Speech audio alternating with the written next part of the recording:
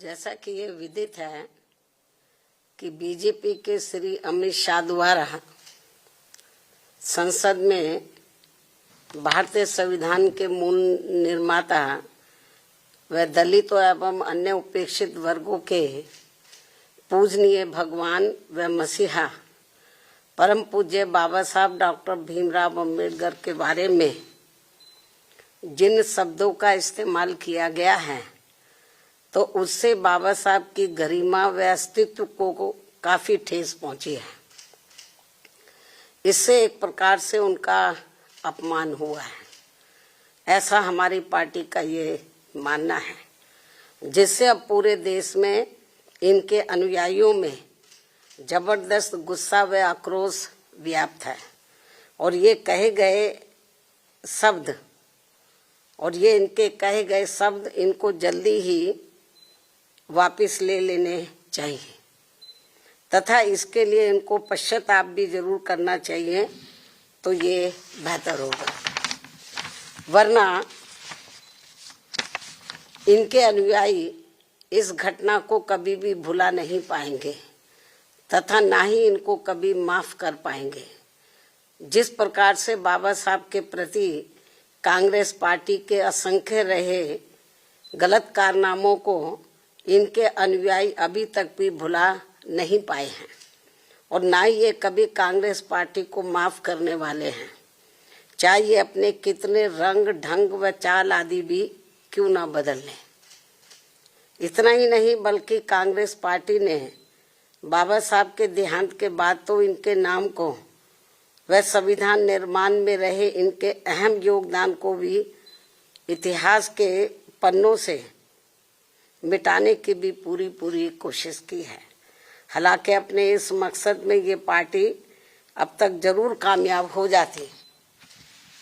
ये कांग्रेस पार्टी अब तक जरूर कामयाब हो जाती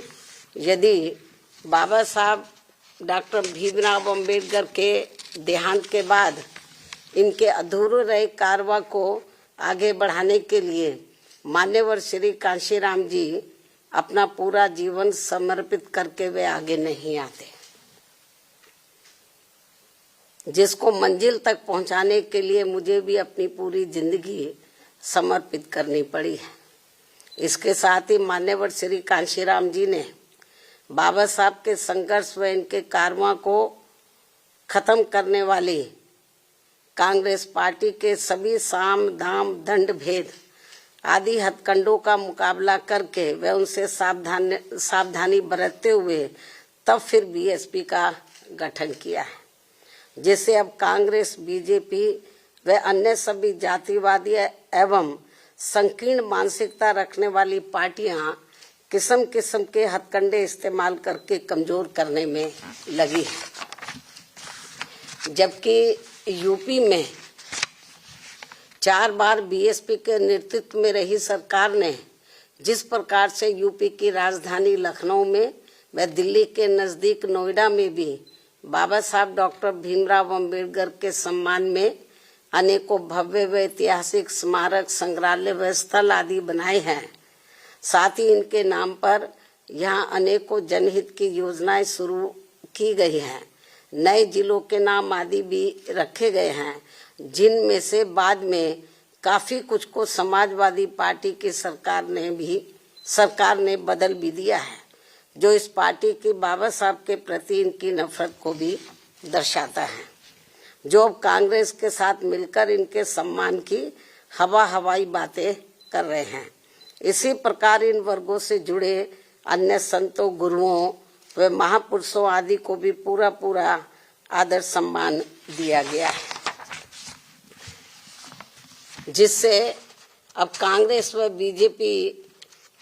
आदि की नींद उड़ी हुई है। ये जो हमने काम किए बाबा साहब के सम्मान में, तो उससे अब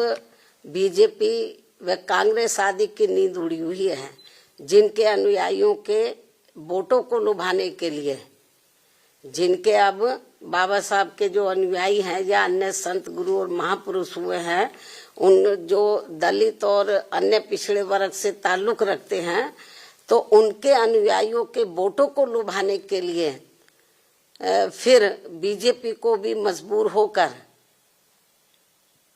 वे अपने दिल पर पत्थर रखकर इनके सम्मान में कुछ कदम भी उठाने पड़े। और अब कांग्रेस पार्टी भी बाबा साहब के दलित व अन्य उपेक्षित वर्गों के वोटों को लुभाने के लिए आए दिन किस्म किस्म की सियासत करने में लगी है। और इसी क्रम में कांग्रेस पार्टी अब इस कोशिश में लगी है